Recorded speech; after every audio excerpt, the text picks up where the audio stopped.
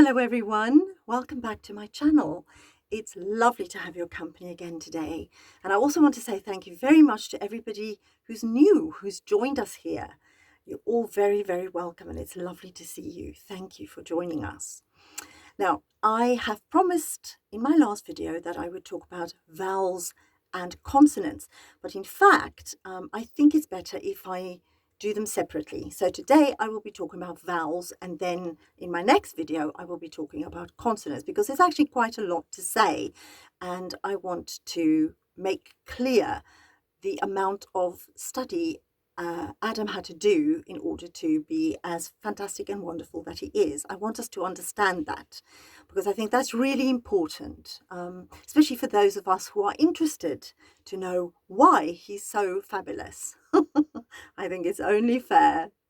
Right, but before I get to the video, I want to say thank you very much to everybody who's been able to be so kind and bear with me while I sort out this copyright thing that's happened to the channel. But in fact, it's probably the best thing, because eventually, when I have enough subscribers, I would want to monetize my account, my channel, especially in this difficult time. I think I need to by now, and I think it's not a good idea to use videos that has other people's music in them. I wouldn't like it if people did that to me, and I wouldn't want that to do that to somebody else, especially not Queen and Adam, because I'm such a huge fan of both of them. So yeah, so I think this format would work better. So I will talk my talk, and then I will link the video that I'd like you to look at, that I'm referring to during the video. You can look at it in your own time and see all the things that I'm trying to explain to you, and hopefully that would work. I hope that works for you. So let me know in the comments what you think of that idea, because I've deleted all my videos that contained any music, any clips, anything of Adam's or of Queen, because they all came up as copyright, not necessarily strikes, but as I said, because I thought, well, I've done a lot of work about Adam's voice. I've never monetized anything ever before. Obviously, I'll be talking about other singers as well, not only Adam, but these are technique lessons in a way to show why his voice is so amazing. And I feel that that is my own work and I can monetize that, but I don't feel comfortable doing anything that has his music or Queen's music on it. And I hope you understand that and that that's acceptable to you. So, right, let's get to it then. But before I do that, I just want to say, like everybody else does on YouTube, if these videos resonate with you, I'd be thrilled if you'd like and share them. And if you haven't done so already, please subscribe to my channel. You'd make me very happy. Yeah, and then if you can, click the notification bell, because as you can see, these videos are a little bit sporadic at the moment. I apologize for that, but it won't be like that forever. So thank you for bearing with me. So back to vowels. Why might they be important? I hear you ask. They're just stuff we use every day, aren't they? They are, yes. But have you noticed how clear Adam's diction is? And how many people comment on it? I'm sure you have, right? It is partly to do with vowel sounds, how he uses vowels and consonants.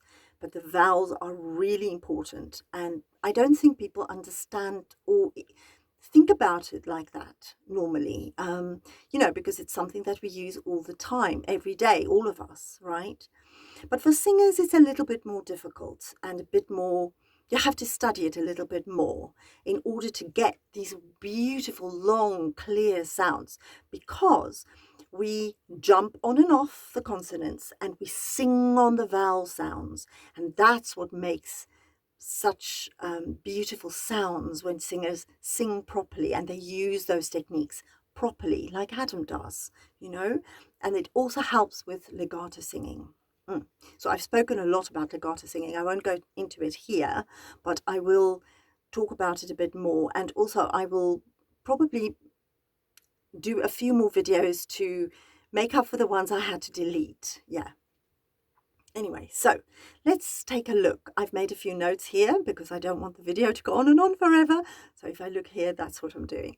So let's just have a look at why vowel sounds is so important.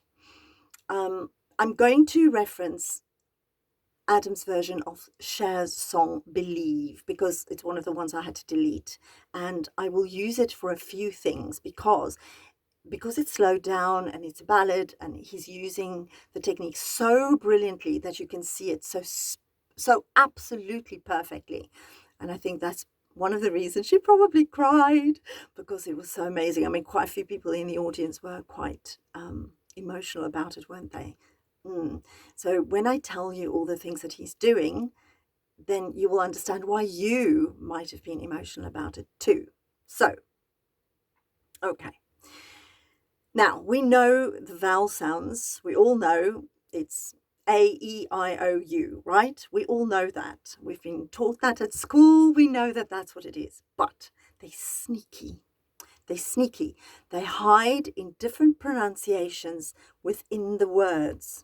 And so sometimes we get diphthongs and we get triphthongs to trip us up. But we'll get to those.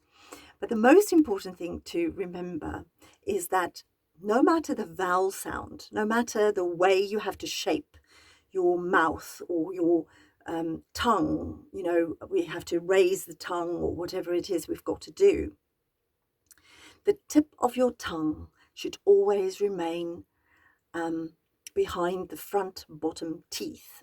And why is that? It's because we can get better control over the vowel sound, and it doesn't just flop around like this, and it makes it clear. And that's why we do it, okay? So of course the tongue will move when you're doing consonants, but it should come back straight away to the home base, if you see what I mean.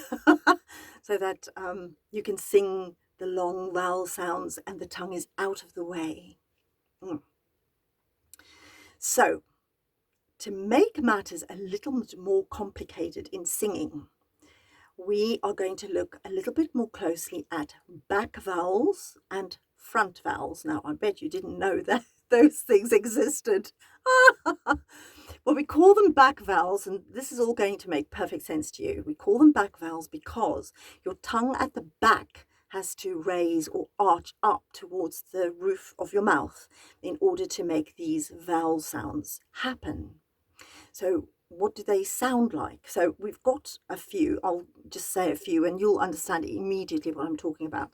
So they are oo as in moon, or oo as in foot, or o as in old, or as in or ah as in father.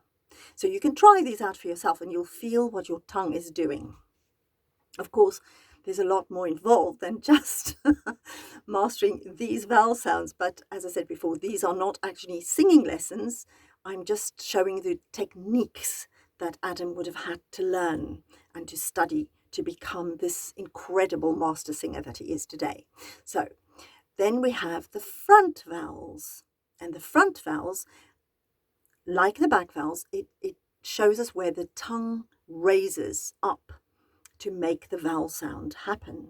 So in the front, for the front vowels, it's the front of the tongue that raises up and makes the shapes to make these vowels happen. So what are they? You know them very well too. E as in me, E as in kiss, A as in 8, which also happens to be a diphthong, and I'll come to diphthongs a bit later on. E as in bed or elephant. A lot of the classical singers, you hear the vocal coaches say eh as in elephant and ah as in asked. Okay, so precise vowel sounds are essential for clear singing. I think there's no doubt about that. Even if you're not a singer, you can understand that, right? So the thing that makes vowel sounds so tricky to sing is that you have to use your tongue, the shape of your tongue, you have to change it quickly to make the vowel sounds make sense. And that's what's so tricky. And that's what Adam does so masterfully. Okay, so as I said, I am going to link the link for the video that he sang, Believe, on, I think it was televised as well. It's on his own channel, okay? So I'm going to link it below and you'll hear it. I will point out a few things that you can listen to and you'll hear how amazing it is what he's doing. The thing is, if you can't move your tongue quickly, then the vowel sounds are not only not clear, it sounds almost like you're singing a completely different vowel. And I'm sure you've heard this in pop singers sometimes. You know, they don't have the classical background that Adam does, and a few other singers that I will look at as well. And so they sing different vowel sounds. And when you listen to it, you go, what? That doesn't even sound like the word that it should be. So nobody's fooled, you know what I mean? So it's really, really important. Like I said, that's one of the things that makes Adam's diction so clear, is the vowel sounds. Because people think, oh, it must be the consonants. Yes, consonants are important too, but without the vowel sounds, the consonants can't make the diction clear on its own. I hope that makes sense. So in the song Believe that I just spoke about, you can clearly hear and see how Adam changes his tongue's position quickly to get to the next sounds. And if you look at the video, you'll actually hear it. You'll see it and you'll hear it. So things to look at specifically. So the front vowels as opposed to the back vowels, and the perfect way he sings diphthongs. Those are the things we're going to be looking for in this video. So I deleted it, obviously. But when I did show it on my channel, I was able to point out a few things to you. So listen for the word try right at the start of the song. In singing, we pronounce this word try, so that the I sound comes right at the end. This is what a diphthong is, okay?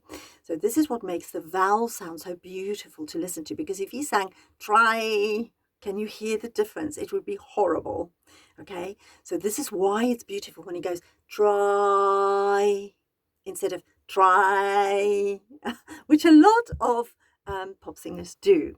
Now, I have heard Adam every now and again do something like this, but he does it for effect and because he chooses to do so, not because it's the only way he can sing, which unfortunately it seems to me, I may be wrong, but it seems to me like a lot of other singers, that's the only way they can sing, which is a shame, really. Anyway, he does the same thing on time. Time is another diphthong, so he sings time. So the I'm comes at the end just before the M consonant. And then next, listen also to life.